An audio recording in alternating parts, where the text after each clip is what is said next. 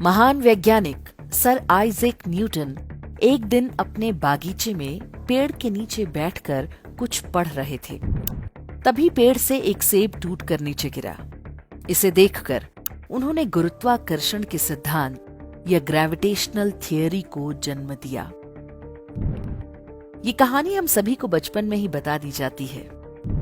बाकी विश्व जो चाहे पढ़े, लेकिन ये समझ से परे है कि हम भारतीय क्यों अपने ही वैज्ञानिक इतिहास को नहीं जानते।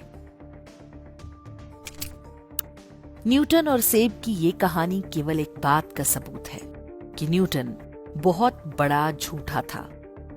मानो इससे पहले उसने पेड़ से गिरता कोई फल देखा ही नहीं था। यदि पेड़ से गिरते सेब को देखकर न्यूटन को गुरुत्वाकर्षण का पता चला, तो क्या उसे भाप बनकर ऊपर उठता जल नहीं दिखा? क्या न्यूटन को नहीं दिखा कि जो बीज धरती में बोया जाता है, उससे निकलने वाला अंकुर गुरुत्वाकर्षण के विपरीत यानी ऊपर की ओर उठता है और धरती से बाहर आता है? महान वैज्ञानिक न्यूटन को ये भी पता नहीं चल पाया कि अग्नि कहीं भी जलाओ, उसकी लपट ऊपर की ओर क्यों उठती है। ये सब भी तो भौतिक वस्तुएं हैं, उन पर न्यूटन का गुरुत्वाकर्षण का नियम लागू क्यों नहीं होता? ईसा से लगभग 6 शताब्दी पहले, अर्थात आज से लगभग 2600 वर्ष पहले भारत में ऋषि कणाद हुए थे। अपने वैशेषिक दर्शन में उन्होंने गुरुत्वाकर्षण का पूरा सिद्धांत बता दिया था। संयोगा भावे गुरुत्वात् पतनम, अर्थात कोई भी वस्तु जब तक कहीं से जुड़ी है वो नीचे नहीं गिरेगी। जैसे पेड़ पर लगा फल तब तक नहीं गिरेगा जब तक वो टहनी से जुड़ा है। जैसे ही संयोग का अभाव हुआ, गुरुत्व के कारण वस्तु खुद पृथ्वी पर गिर जाएगी। ऋषि कणाद आगे लिखते हैं, संस्कारा भावे गुरुत्वात् पतनम। किसी वस्तु में यदि संस्कार है तब भी पृथ्वी उसे अपनी तरफ नहीं खींच सकती। संस्कार का अभाव होने पर ही वस्तु गुरुत्व के कारण पृथ्वी पर गिरेगी। कणाद ऋषि ने 3 प्रकार के संस्कार बताए हैं: वेग, भावना और स्थिति स्थापक।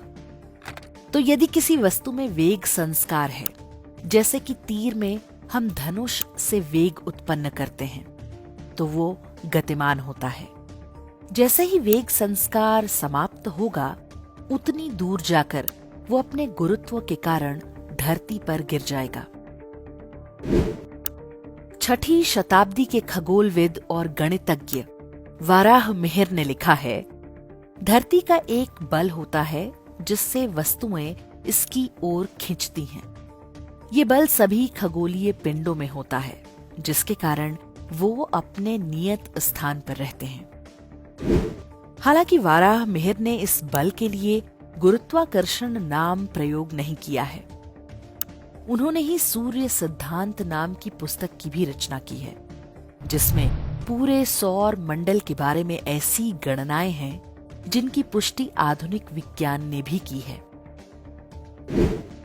वाराह मिहिर के लगभग 100 वर्ष बाद पैदा हुए गणितज्ञ ब्रह्मगुप्त ने गुरुत्वाकर्षण के सिद्धांत की और भी तार्किक ढंग से व्याख्या की। उन्होंने अपनी पुस्तक ध्यान ग्रहोपदेश में लिखा है कि धरती के प्राकृतिक बल के कारण वस्तुएं हमेशा धरती की ओर गिरती हैं। इसी कारण से पानी भी हमेशा नीचे की ओर बहता है। ब्रह्मगुप्त ने ही धरती की परिधि और वर्ष के कुल दिनों की लगभग सही गणना की थी। इसके बाद 12वीं शताब्दी के भारतीय ज्योतिषी भास्कराचार्य ने अपनी पुस्तक सिद्धांत शिरोमणि में लिखा है, पृथ्वी सभी वस्तुओं को एक विशिष्ट शक्ति से अपनी ओर आकर्षित करती है। सूर्य, चंद्रमा, अन्य सभी ग्रह, उपग्रह और आकाशीय पिंडों का भी एक गुरुत्वाकर्षण होता है, जिसके कारण वो अपनी कक्षा में स्थापित रहते हैं। गुरुत्वाकर्षण के बारे में भारतीय विद्वानों के ये सभी मत न्यूटन से अधिक परिष्कृत और तार्किक थे। लेकिन आज यदि आप भारत में भी इनमें से किसी को गुरुत्वाकर्षण के सिद्धांत का श्रेय दे दें तो आपको गलत ठहरा दिया जाएगा। ऐसा कैसे हुआ और किसने किया, ये अब किसी से छिपा नहीं है। ये वीडियो यदि आपको पसंद आया हो तो इसे लाइक और चैनल को सब्सक्राइब करना ना भूलें। इससे हमारा उत्साहवर्धन होता है।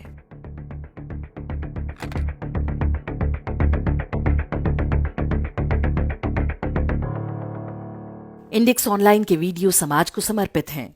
आप इनको डाउनलोड करके जैसे चाहे वैसे प्रयोग कर सकते हैं। चाहे तो आप हमारे टेलीग्राम चैनल से जुड़ सकते हैं। वहां सारे नए पुराने वीडियो आपको मिल जाएंगे। हमारे सोशल मीडिया लिंक हर वीडियो के डिस्क्रिप्शन में होते हैं। हमारा एकमात्र उद्देश्य हिंदू समाज को जागृत और एकजुट करना है। इसमें सहभागी बने। धन्यवाद।